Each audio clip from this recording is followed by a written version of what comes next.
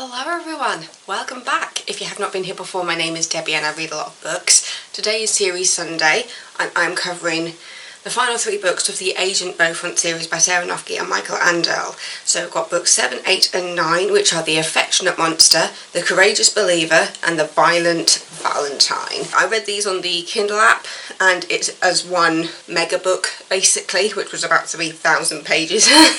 I read the majority of it on my phone. So over the past 3 books, it's just been building up to what is next for Paris. And to be honest, I did kind of get an inkling about where this might go, because over the past 3 books it has been implied that the current Saint Valentine is not very well and that his health is affected by the state of the Fairy Godmother Agency. By the way, if you are coming into this straight away with book 7, I was just like, I do recommend going back to at least the beginning of this section, which would be book 1 of the Agent Beaufont, but Paris does cover 2 series. There's the Paris while she's at college, which was the one before, and then this one is the Agent Beaufont, where she has graduated from the Fairy Godmother College and is actually set to work as an agent for the FGA rather than a Fairy Godmother, because they realise that she has skills which go beyond being a Fairy Godmother. And so the past 3 books, they found out the secrets of the basement, which the elevator kept taking them to when she was alone, when she and Faraday kept being sent to the basement for some bizarre reason. They've come to realise that it's because there's a ghost haunting there that needs some help, and also that Paris might actually be the one to run the advanced love department.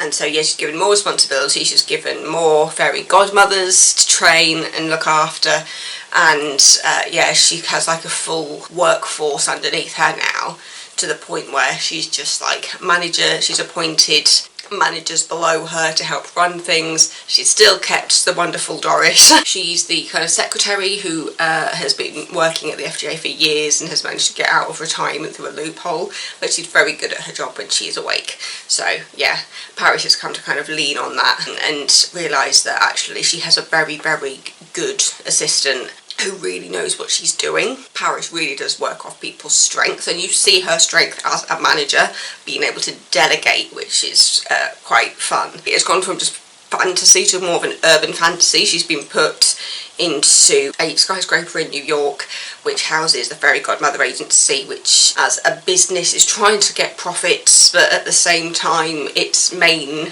job is to find love for the world, and Paris is trying to take out the elite, basically, the ones that think that only the elite deserve love and only the famous and the rich and stuff and the pretty, and Paris is there going, no, love makes the world go round, not just fairyland, which is their equivalent to Hollywood.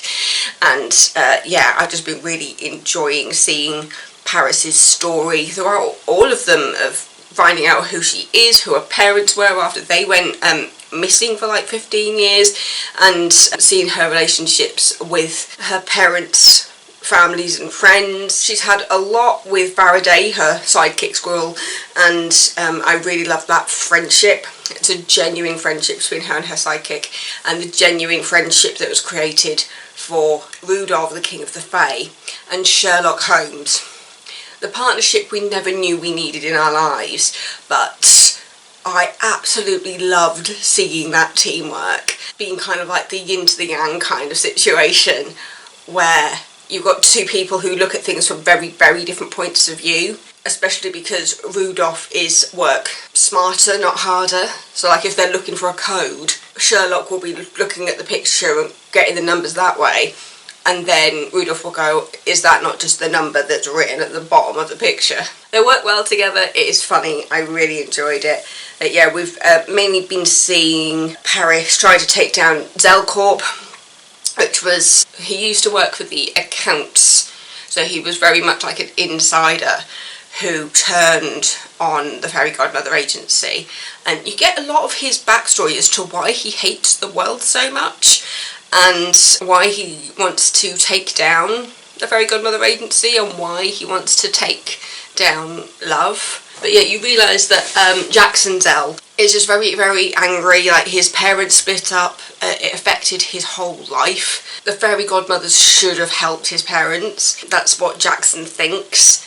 And when Paris does finally confront him, she realises, because first she's working off the idea that maybe he is not beyond salvageable, like maybe they can figure stuff out and help him, but then she also realises that he's too far gone and she needs to use her head in trying to figure out how to defeat him. As with all the other books, like the moments like when it's really building up, it goes very, very quick chapters and you're seeing from lots of people's different point of view because everybody has a role to play, and I really like how the authors allow you to focus on those characters and love them and get to know them and really fight for them at the end when they are all doing their own thing. Yeah, it's just been really, really fun to read these books. With the other ones I've done things where I've thought about like cast, and even though she's presented as a blonde, I have kind of leaned into the idea of Paris actually being a brunette, bringing in that darker side of herself because she's a halfling with demon blood. She is a magician, she's part fairy, which saved her life, and then she's got the demon blood from her father, and she's always been referred to in the books as like a halfling with demon blood because that's her genetic makeup essentially, and also as being kind of a bit of a mule. And throughout the books, her thinking of herself as like these three different parts, she finally remembers that she's a whole. That's the best way to describe it really, because by the end she realises she needs to embrace every single part of herself in order to really unleash all that power that she has with her. She's a very unique person. There's nobody else like her at all in this world, and that makes her very, very special. So the very end of this book also leans into what's going to be the next series, which is Agent Beaufont, which I have reserved, which I'm very, very looking forward to, as now we know who Rose is, because at the end of these books you find out that her uncle Clark is in a relationship, and so that's where Rose comes from. She helps name her. Yeah, I've just really enjoyed this whole series, and I really just like the idea of like Benedict Cumberbatch being Sherlock again, because like who doesn't want Benedict Cumberbatch as Sherlock? And I still like the idea of Woody Harrelson being the Fae, being Rudolph. Those are just the images that are just burned into my brain now reading these books. I just enjoy it so much, and it is just so funny. There's so many laugh out loud there's so many laugh out loud moments throughout these stories, while also having moments of almost sheer terror as you're reading it, and you're there thinking, oh no! I did have a couple of audible oh no's, especially through those last three books. I was trying to figure out where it was going to end, because I knew that the next one was going to be a different Beaufont, so it's just like, how is this all going to be wrapped up? Especially as we were learning that St. Valentine wasn't well. That was a big oh no moment, because it was just like, well, what's going to happen? Because it's just like, hopefully like the point is that Paris is going to save the FGA and that maybe St. Valentine will carry on, or is this paving the way for a new St. Valentine?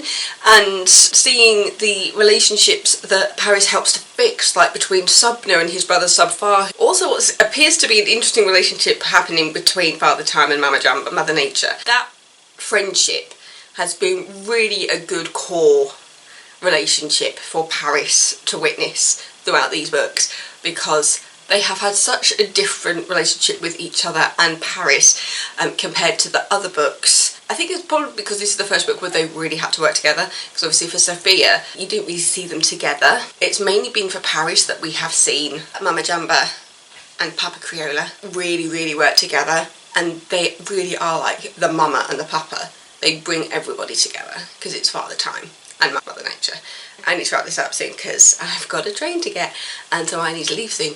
I've just absolutely adored this series. I'm really looking forward to seeing what happens with the Rose story, because there's a lot of implications as to the position that Clark has been put in, and how will that might possibly affect his life going forward based on decisions that Paris made.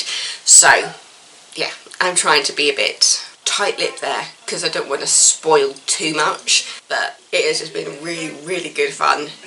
I cannot believe that I am like 4 series deep in these books. 7, 8 and 9, The Unconventional Agent Beaufont, The Affectionate Monster, The Courageous Believer, and the violent Valentine to wrap everything up.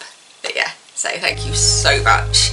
Don't forget to subscribe, but for now, that is the end of Agent Beaufont. I love you all. See you next time. Bye.